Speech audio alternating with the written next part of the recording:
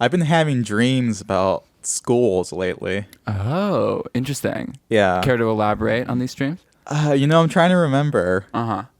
but I feel like it's trying to tell me that past feelings I've had in school settings Yeah. are probably going to come back at some point soon. Do you have specific recollections of these school-related feelings? It's mostly like I'm hanging out with people. That's Yeah. the bulk of all my dreams. Yeah. I feel like my dreams, it's mostly one-on-one. Kind of, if you ever seen Gilmore Girls. Of course. Yeah. course? Of course. Who hasn't? I feel like it does have that single camera style all the time.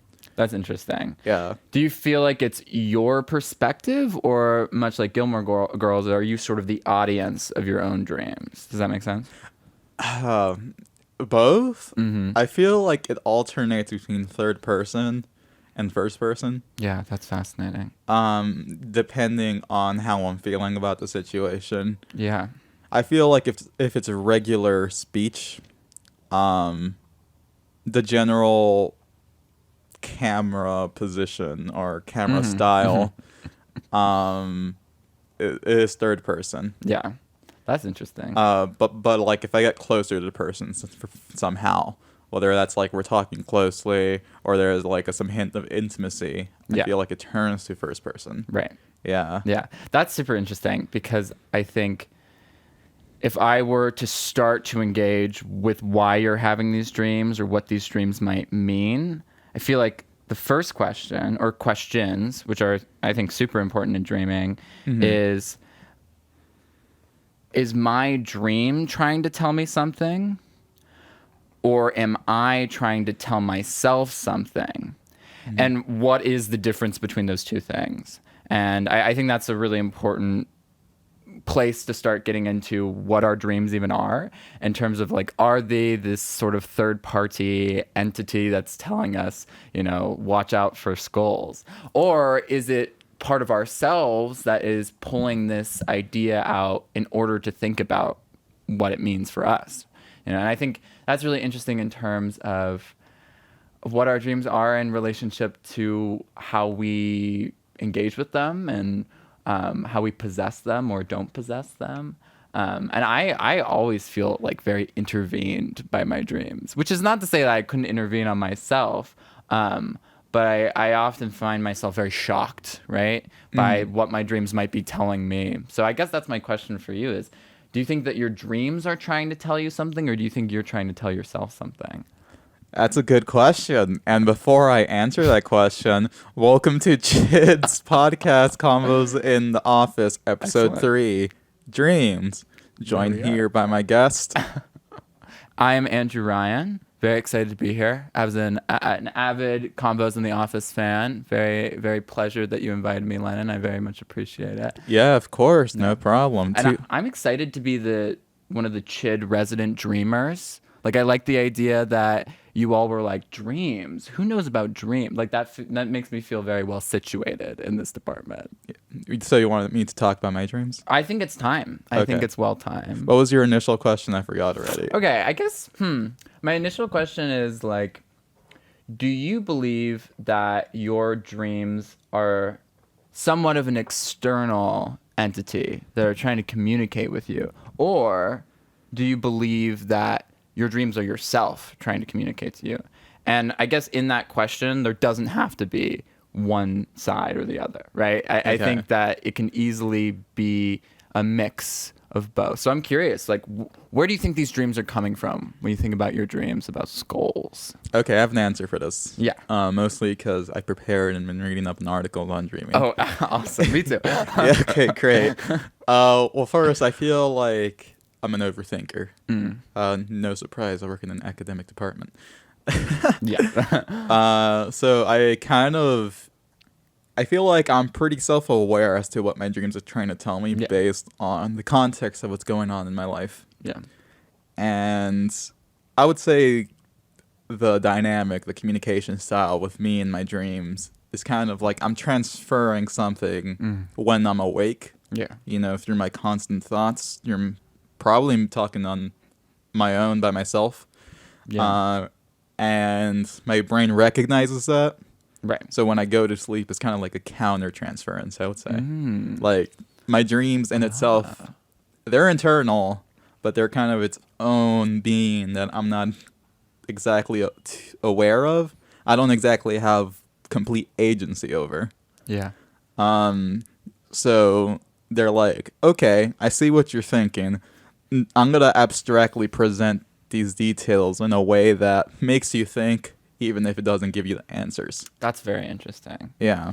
Yeah, I love your positing of dreams as sort of like, almost this place of energy reaction, right? You have these thoughts, or you're thinking about this stuff, or you're putting your energy in one place, and this is sort of maybe your brain or your body's response to that energy. I think that's really helpful. I mean, I'm also an overthinker. I think that, probably goes without saying, but I always have a hard time with dreams because they're so abstract and because they are often thought of as these really ethereal, hard to sort of talk about, difficult to crunch on ideas. And that's really difficult for me because, I'm constantly thinking about, okay, what are dreams and what is the materiality? What is the physical process going on? And I think maybe to answer some of those questions, we have to not enforce dreams to sort of confine to our ideas of physics and material science, but rather think about the ways that physics and material science can be adapted to understanding dreams. And I think that that's a great point in the idea that in physics, there's this idea that if you create energy, there's a resistance, right? An equal and opposite reaction. Yes. And that's sort of, I feel like, what you're just now talking about in dreams is that, you're putting these energy into thinking, into remembering things, and your dreams are responding to that energy and maybe an equal and opposite reaction. And I think that's really powerful to what dreams could be in terms of physical reality and not just this abstract thought that we can start to analyze. I understand the title of your focus group now. Yeah, remixing. Good. You should explain it to me because I'm still lost. Well, I guess a remix in the context of music is, and I guess I'm going to be kind of technical about this. Yes, please. It doesn't necessarily have to be an entirely derivative. Right. I guess product. A remix could just be another mix of a song. Yeah. But more oftenly, a remix is like someone else's idea of a song and constructed through a tube of their own identity. Yeah, that's brilliant. And I would say that dreams have their own kind of identity sense, given these properties that you've just described. That like we can't really fathom in our physical world. Yeah. Because we're too preoccupied by having everything look neat and organized. Yeah. Yeah, exactly. Okay, that's really interesting. That is really interesting. I love all of that. And I think that you're saying some really great things in terms of us being overthinkers. I think we often probably think about the situation of if I'm presented with a piece of information, it takes me all these steps to process it. And I think that's really true with dreams too, is that dreams are often things that we have to process, regardless if we're given the space to do so. And I think that processing of something else, some other idea, something strange, maybe a vision or a dream, tells us a lot about ourselves, because I think through the process of saying, okay, in what ways does this make sense to me? In what ways does this impact me? Then you really start to understand what your relationship is between yourself and your dreams, or between yourself and that idea. And I think that's really empowering in the way that we can think about learning and the engagement we have with the world as not just us and others, but us with others, us mixing with others through that process. It sounds like something Philip would say. And it probably is. I think that in terms of where am I sourcing my derivative thoughts, that honestly probably is like a big point of it, in terms of I like to think about dreams from a more phenomenological space. And I think that Philip was probably the first person in college that really pushed me to do that. So.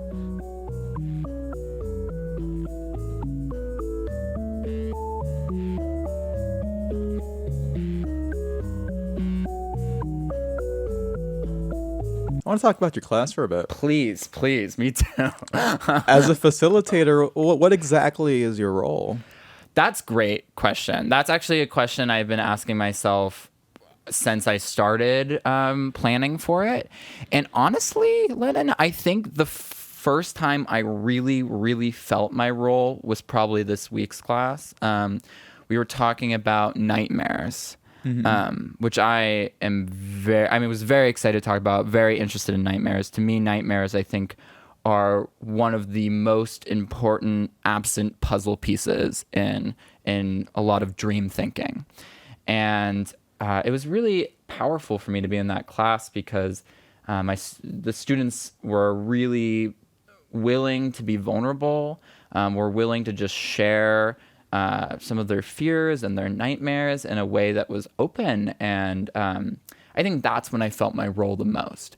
More so than when I was lecturing or making my lesson plan. Like, I think in that moment where we were having a pretty emotionally intense conversation about dreams, and I was able to just provide that space and make sure that people were getting their voices heard and being respectful for each other. I think that was honestly the moment I felt this is my role, right? This is my role, is to cultivate a space for people to be open and talking about dreams and have each other to talk with. So I think that's really key. And honestly, missing in a lot of educational spaces and a lot of dreaming spaces is just a place to be open with each other about our dreams. Sounds very therapeutic. Yeah, I think it can be. Okay. And I think that, Freud was really interested in dreams as integrated into psychology and psychiatry and therapy. But there is often a lack of group, right? I think that group dreaming is somewhat pushed under the carpet. Group dreaming. Yes. Yeah. A collectivist conversation around dreaming, where instead of this is my dream and this is what it says about me, this is a dream and this is what it says about dreaming, right? Because I think that is a much more approachable conversation. I think, I was watching some like Amy Schumer bit or something the other day where they were talking about how like, oh, please don't tell me about your dreams. But I think that's become really commonplace, especially in the United States, that, there's a push that, oh, I don't really want to hear about your dreams because that's kind of just like you talking about yourself. Like there's a certain narcissism, right? Like, oh, I don't really need to hear all about you. But I think if you think about the ways that we all dream and the ways that talking about our own dreams can help others think about their own dreams, I think there's much more room for conversation there. We're all kind of into ourselves. And I think certain topics and mediums kind of promote that kind of thinking. Absolutely. In other people. So dreams are such a personal thing to oneself. Dreams are just talking about a dream, you can't really picture it unless you were dreaming about it. And even as you were dreaming about it, you don't really feel like it's something that's real, even if you're convinced it is. And I think that detachment from realness does make people go like, ugh, why are you talking about dreaming about your best friends all the time? Right. Hear about what I want to talk about, which is, I don't know, whatever it something is. more important, right? Yeah. The world. Yeah. The world, yeah. Don't you want to hear me lecture you on the current contemporary political topic? Yeah. Yeah.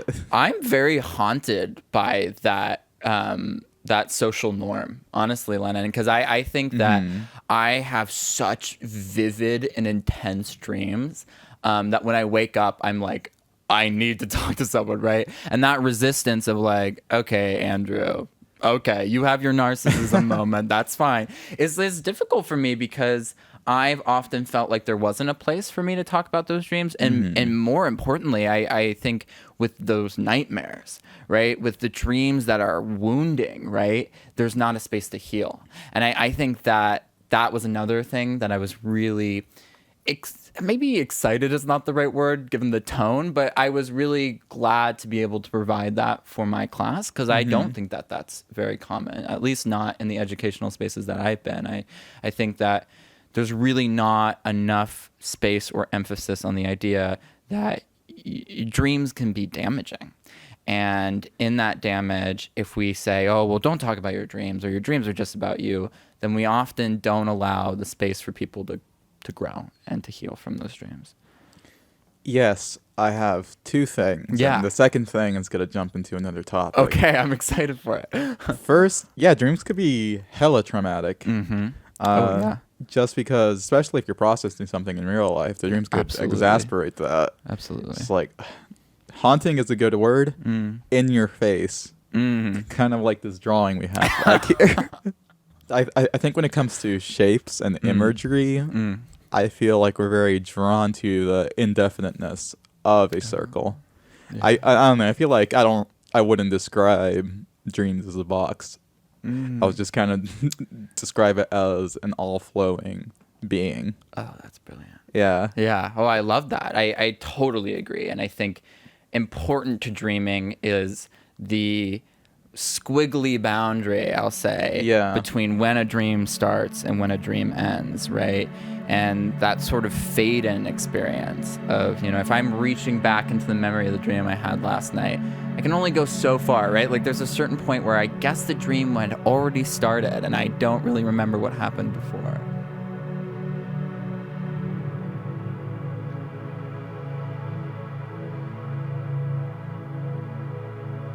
I'm transitioning to music now. Oh, great. I'm ready for it. I listen to a lot of drone and ambient songs, as does Philip. Right. And I don't think we've discussed this before, and I'm very surprised. Maybe because we're just so caught up in goth music. But I do listen to it, and I would say it's my personal favorite type of music. Oh, at least I listen to it a lot. Yeah. Because I guess the components of it is very noisy, distorted. Yeah, for sure. Sine waveforms, which are very wavy. Right. Yeah. Encompass it. And it's very smooth and blurry. Yeah. And to me, that makes a lot of sense for how I am. I feel like just going through life is smooth and blurry for me. I won't say I feel like I'm dreaming all the time, but there are moments where something happens and I'm like, wow, I'm in this state of being that is not the norm. Yeah. How is this going to affect my unconscious? And I feel like listening and even making that kind of music makes me deal with it. Yeah. Yeah, like, oh, that's the way this composer went about these wall of sounds in such a harmonic or melodic way. Yeah. It really touches you. Yeah. An example is from, what's his name? I can't remember his name. The song is called Love's Refrain. Is it jazz? No, it's ambient pop, I guess. Okay. It's like interesting. I don't know if I know that. Yeah. I think compositionally it's just like 4 chords repeated with a steady drum beat. But as it progresses, it just becomes more noisy with pink noise, white noise. I hear some waterfall in there. Oh, interesting. Yeah. And I mean, it's called Love's Refrain, so I'm assuming that the meaning they're trying to convey through that is how it feels to fall in love. Yeah, right. It's probably my favorite song. Oh, I'll have to listen to it. Yeah. Yeah, because it does feel like, I remember the state of oxytocin. Ooh, very good word. Yeah. Like, I don't know, it was like 4 years ago. I was really Yeah. into someone. And I just remember there was like this period of a day where my vision was affected, or things were slowly like there was movement. It's like, I mean, the way I would describe it, it's like everything was breathing. Yeah. And I'm like, wow, this does seem like I'm in reverie, floating through reverie. Yeah. It's funny. How does this relate to dreams? Oh, I have some thoughts. You have many some thoughts. Leonard. Tell me. Yeah, no, that's fascinating. I think that really, really does relate to dreams in the sense that there's a lot of experiences that we have, including dreams. I think you used the word sort of norms, right? These deviations from a norm, which I think is such a beautiful connection to drone music. Okay. I don't know if I listened to an incredible, I mean, compared to you both, probably not enough. But I have listened to some drone music in contexts of North Indian classical music, and being at those performances is really helpful for me to understand the beauty of a drone or drone music, in the sense that there's this sort of interaction with conformity, where the music at times is like playing alongside the drone in a harmonic quality that's really beautiful and maybe sounds somewhat normal to us.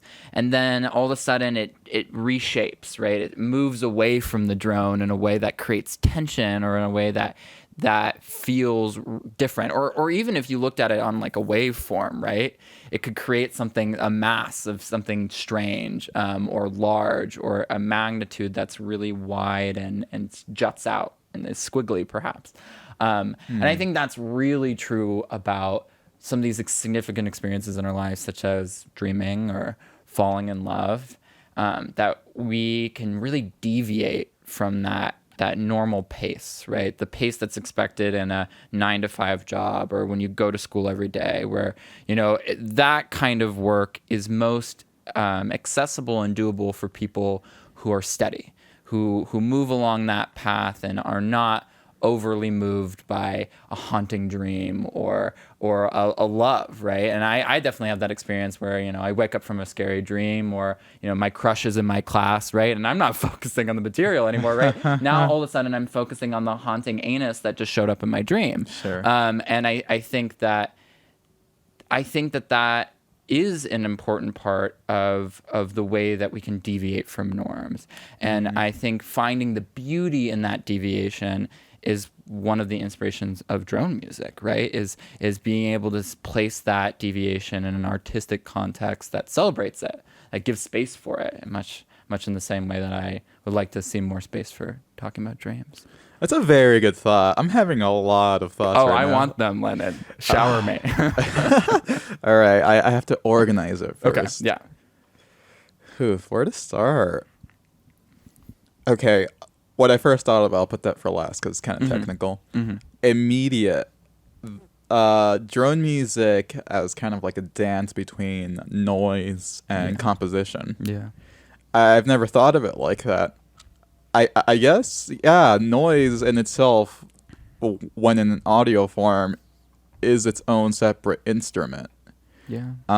Which I probably should have known that. I feel like I knew that, but I forget.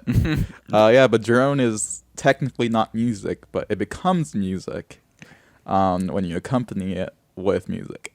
Yeah, that's brilliant. Which is very similar to dreams in a way. Kind of like dreams and living. Or if I was a philosopher, the real and unreal. Yeah. They're both complementing each other for it to ultimately end up as real, I would say. Yeah. What I was thinking about, though, because I'm an audio nerd, Okay. is how that transfers, and this is good because this relates to your whole thing on physics, is how that transfers into audio production. Interesting. And this is how I'm going to break it down. With these drone ambient pieces, I've noticed that the noise itself is very compressed, very loud in the mix. A lot of artifacts are very prominent, and that's kind of the appeal of it. whereas the music itself isn't as prominent in the mix. The instruments, drums, percussions, usually piano melody, they're all kind of lower in the mix and they're not compressed as much. Yeah.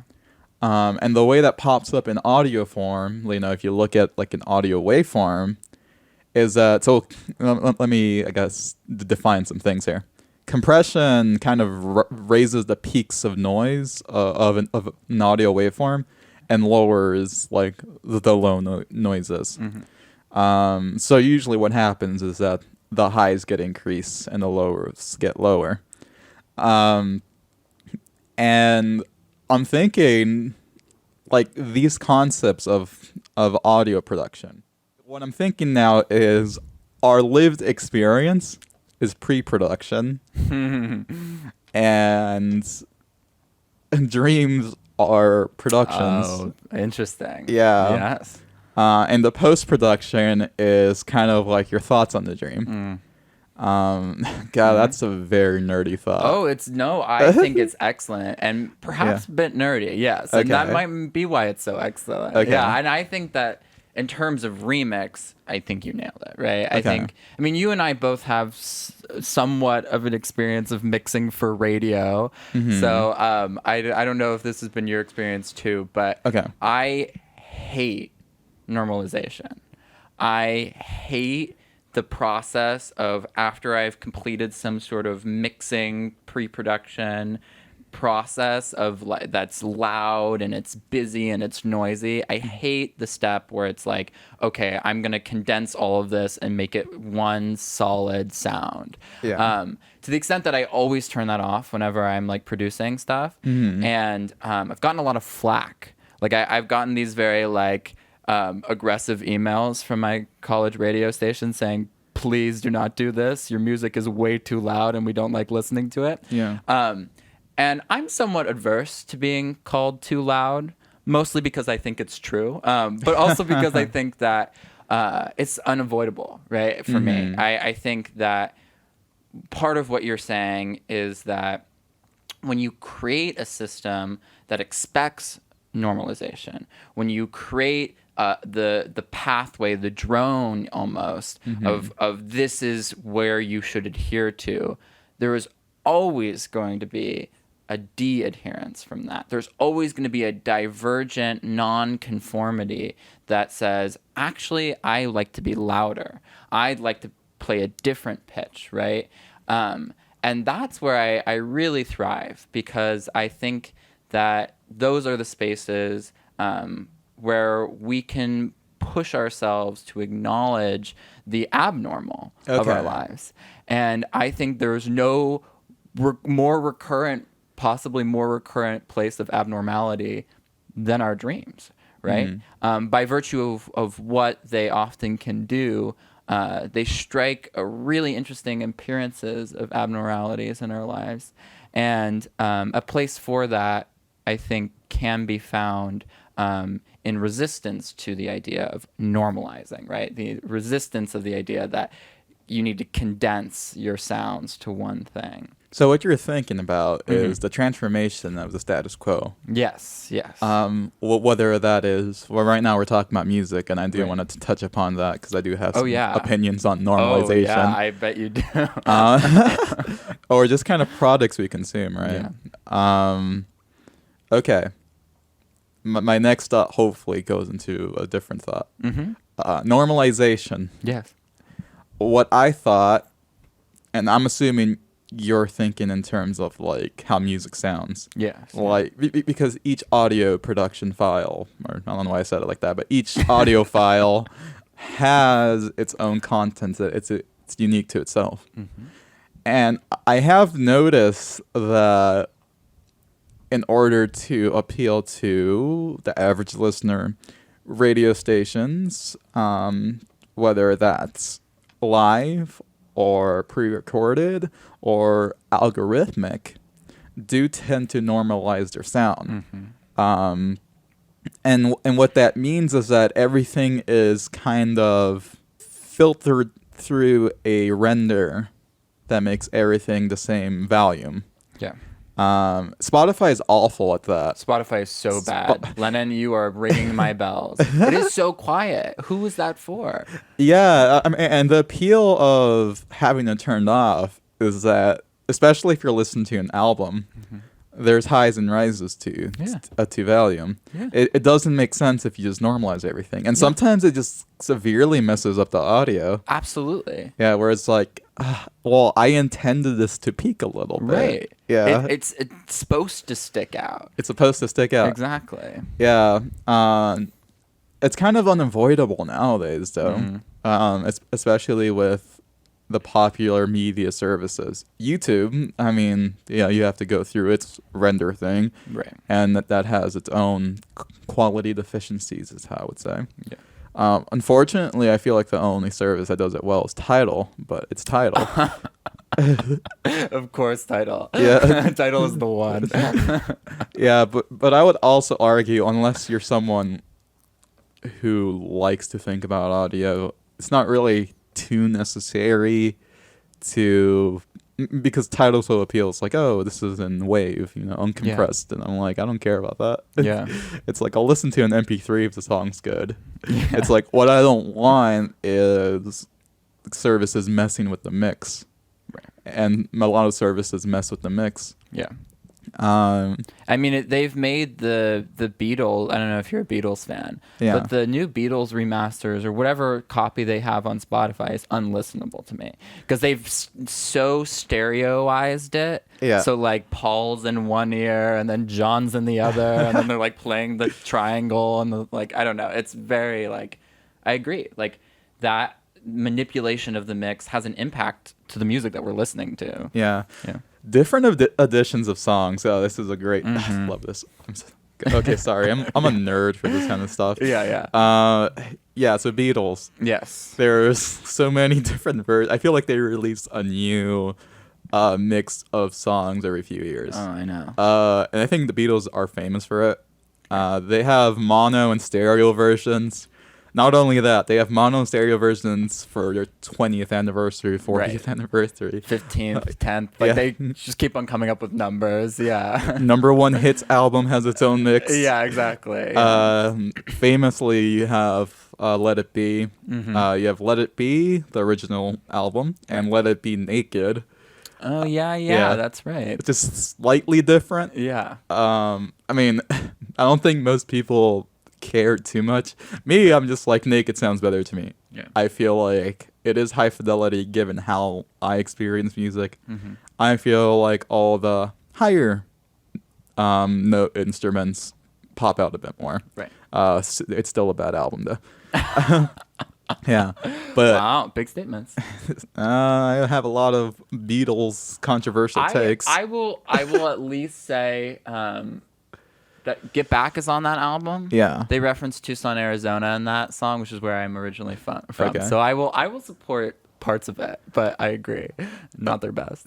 Okay, well, this is going to be a slight go for detour. it. Go for it. Beatles. I don't really think about the Beatles too much because I don't listen to them a lot. Yeah.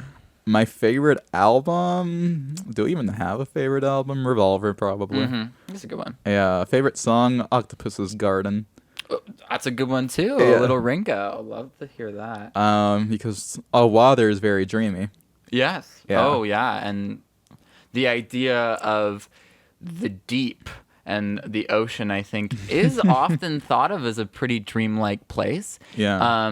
In somewhat of its inaccessibility. Ooh, and I think that I love all of these different conceptualizations of dreams, especially like clouds. Yeah. A lot of times in comics or in animation or even just in the way that we talk about dreams, we see them as like dream clouds, right? Sort of like a thought bubble. And I love that idea because I think it communicates a specific relationship that we have with both dreams and clouds. Okay. That clouds are these distant, far-off things that we can always see in our everyday lives, but we can't necessarily tangibly grasp, right? We can't just like grab the dream. But that doesn't mean they're not present. And I think that that's a really interesting way that we sort of merge these ideas of distant parts of our natural world with dreams, right? I mean, clouds is a common example for dreams, mostly because it's so cloudy. As an adjective, it's a very Right. cloudy Yes, experience. very true. I correlate the color purple with dreams for two reasons. One, just my own personal impression of the color purple seems very valuable. Yes. A deep color, if you will. It it is a deep color. It's very fresh, has a lot of clout. Yeah. And also, and I think this is the second time I'm going to mention my love for Sega. Oh, good, good. The video game Nights into Dreams.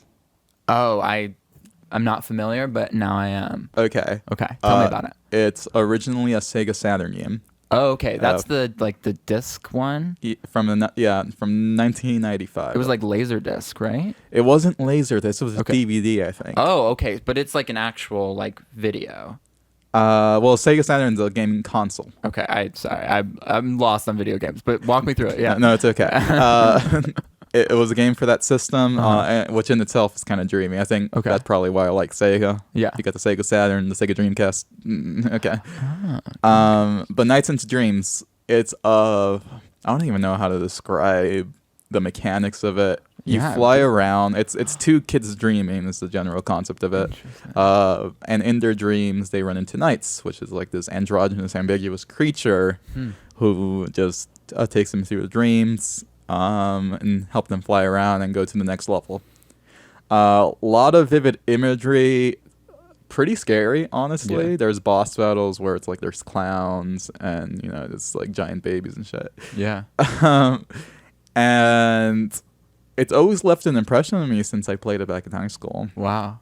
I feel like it's very significant to me. It actually, I would say, got me into liking music. Oh, is the music? Music making, yeah. Oh, interesting. How so? Well, first, that was the best song ever made on it. Oh my goodness. You are increasingly convincing me to get a Sega Saturn. I think that might be my next. Oh, don't get a purchase. Sega Saturn. Oh yeah, sounds. Well, the soundtrack, yeah. Before I get into the best song ever, the soundtrack, all very layered compositions. For example, the menu music is a song called "Gate of Your Dreams," which is just like a repeating, I want to say like 8-bar melody. Cool. That's like fairly high pitched. I want to say it's in C major, so it sounds kind of playful. And it's just like piano synth-tings, kind of like bells, but a lot more prominent. Yeah, and in the background, it's just layered with horns that are distorted. Not like crushed, though. It's not very, like, super loud. It's very smooth, but it sounds very distorted. Like they stretched it or something. And, like, kids laughing. Yeah. And just, like, all this ambient noise. And when I first listened to that, I was like, wow, music can sound like this? Super interesting. And the whole soundtrack's kind of like that. And made me go, like, why does this resonate with me so much? Yeah. And I think I understood in the penultimate track, or is it the penultimate track? I don't think it's the credit music. But I guess it's theme song, Dreams, which takes inspiration from 1950s, like, Great American Songbook type music. Okay. Is there singing as well, or is it all instrumental? Oh, no, there is singing. Oh, wow. Yeah. Very cool. It's like two very strong. I want to assume they're jazz singers. Wow. Yeah. I need to listen to this, Lenan. This sounds fascinating. Yeah. And I've been trying to, like, break down, I guess, what about this whole project kind of has made me go in this era of my life that I'm just really into this aesthetic. Yeah. Yeah, like I feel like since then I've just kind of jumped into this, like, I gotta be wholesome for some reason. Yeah. Okay. Yeah, I mean, you know, I would like to think that I've always tried to be a good person, but that's not true. Yeah, but it's like a piece of media related to dreams, related to kind of the abstraction of childhood. that holds true to me. Yes. And I think it is kind of fun. I mean, talking about childhood in relation to your own thoughts. Yeah. It is kind of fun to revert back to that state of mind. Oh, absolutely. I was talking to my friend yesterday, and he says he likes to act like a kid in front of people because he finds it funny. Like if someone's talking about a book, he would say something along the lines of like, "Does it have pictures?" That's what I asked, though. That's what you asked? At this stage, Okay. I have read too many books. They better have pictures. Well, like it introduces an aspect of you to someone, right? Absolutely. Like this is how I want to come across, you know. Absolutely. Please respond in the way that like kind of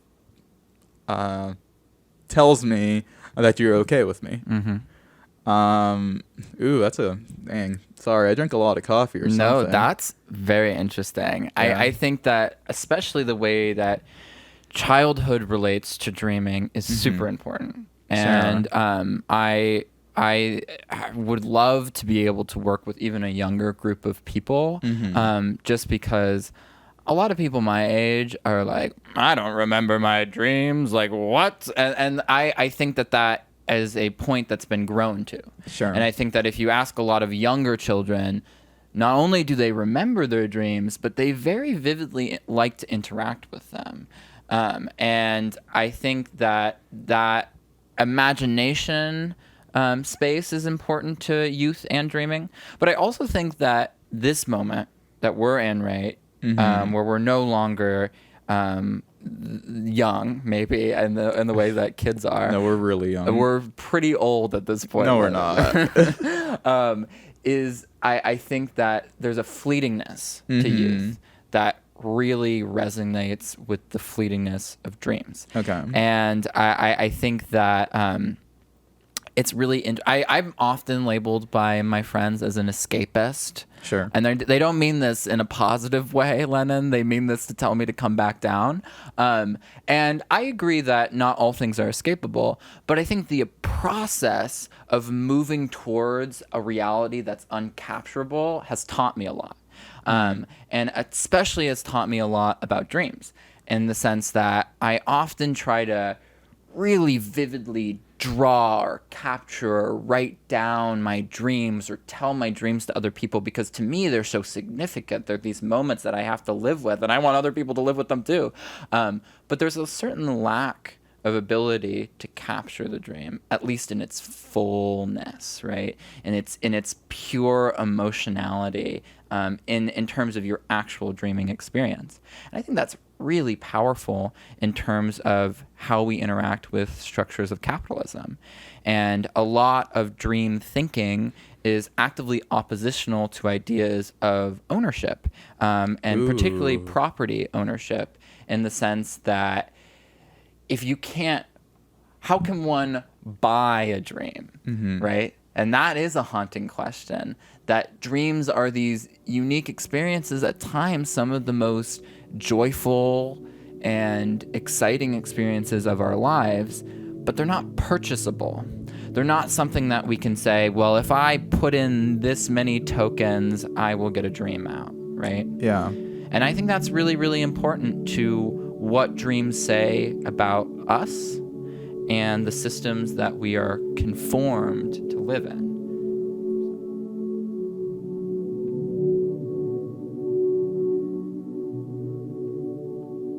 Last topic, this nightmares. can be sort of our last thing. Nightmare?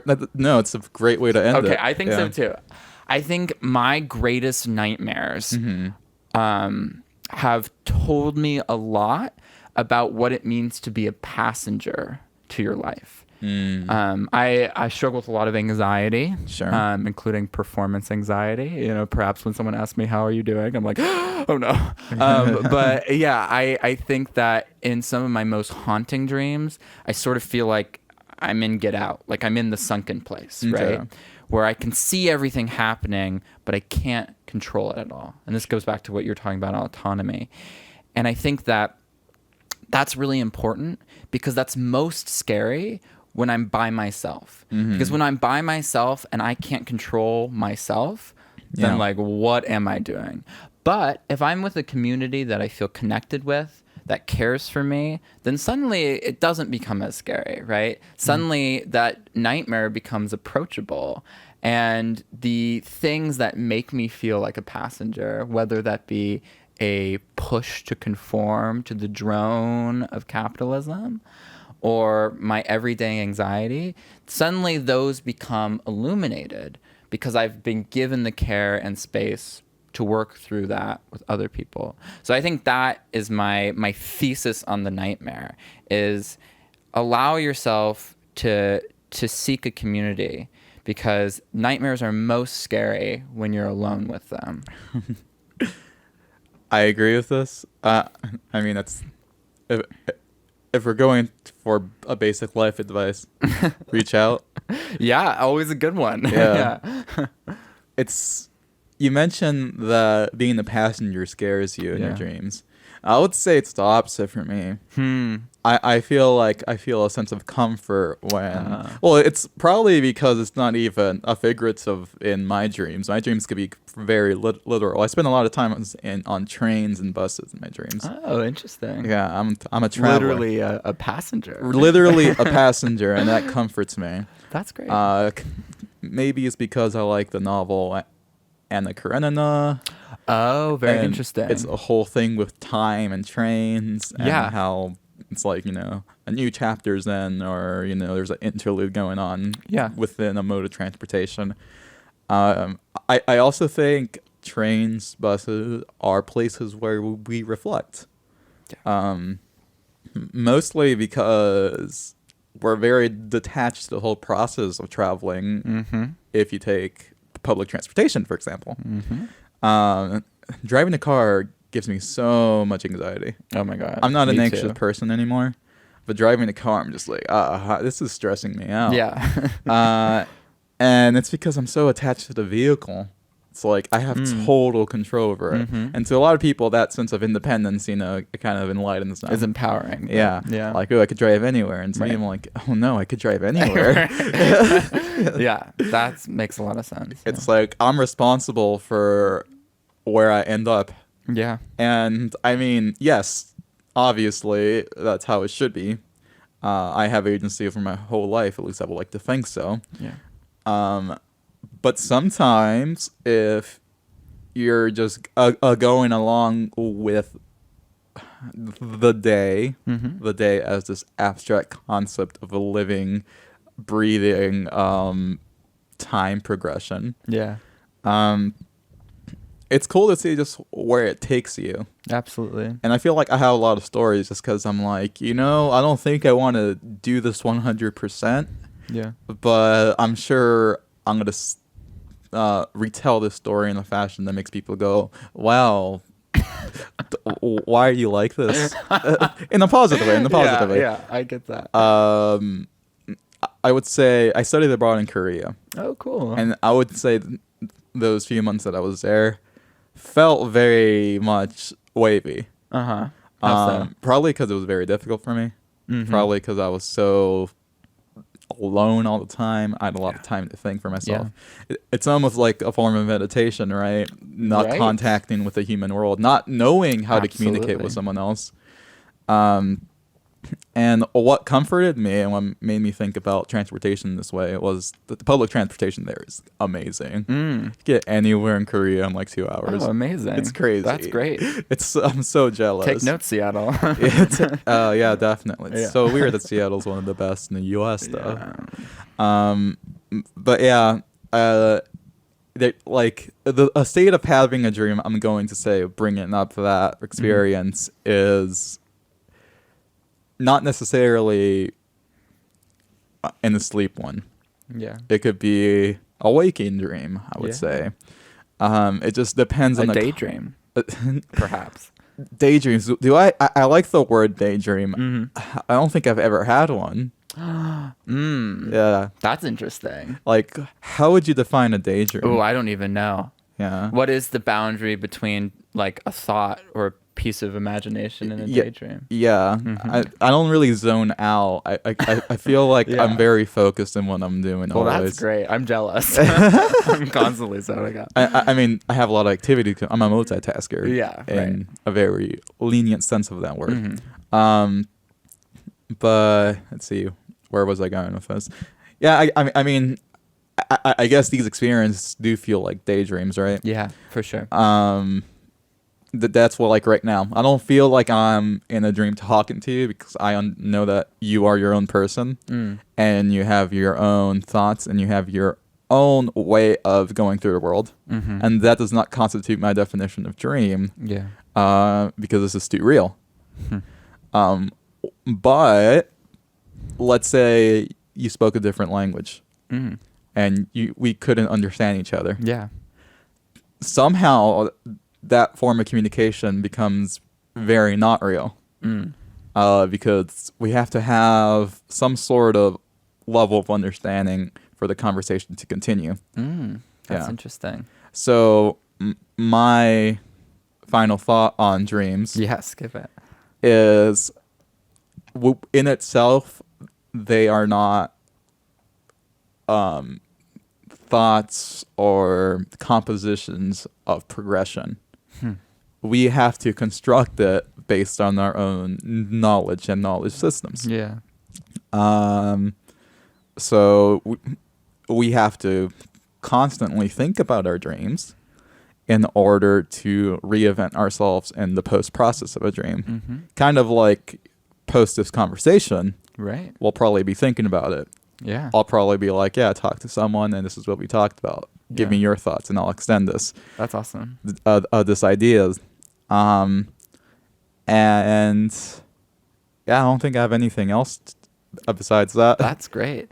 Yeah, I think that's a really good way to wrap up. I think that it's important to remember that the insistence to segregate our dreams from our waking lives, it doesn't always do service to the time that we need to take to think about them.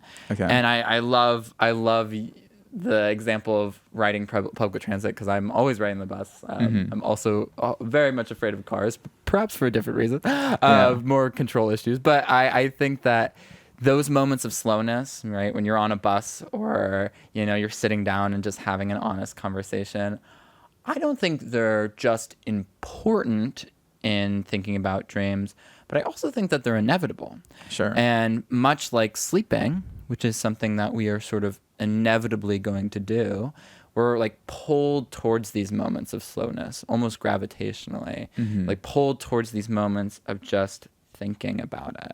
So I will definitely as well continue to think about this conversation. Yeah, this was a good talk. Absolutely. Very, honestly, the headiest episode, given the topic at hand. Yeah. I mean, I guess darkness and repetition are pretty vague also. I thought it was excellent. I'm having way too much fun. I could talk for like hours about this. But we're not, unfortunately. Unfortunately not, and that's okay. So before we end, you want to plug anything? Oh my goodness. Whoosh. Well, if anyone's interested in talking more about dreams, I have a CHID focus group every Monday at 12:30 to 2:20 in the Mechanical Engineering Building, room 102. You're welcome to join us next Monday. We're going to be talking about lucid dreams. You are always welcome to pop in and visit. Other than that, I also have a radio show on rainydog.org, Thursdays at 4 p.m. And recently I've been remixing elements from songs that are sort of encountering dreams and what kind of songs are dreamlike. So, yeah. Great. Well, thank you, Andrew. Thank you, Lenan, for inviting me. This is really special. Yeah. Well, everyone, keep dreaming or something. I still need to come up with like an ending like tag. an ending. Yeah, I get that. But I'm okay if I just have my voice fade out as normal. That's perfect. Yeah. I think that's awesome. Great. Okay. All right. Bye.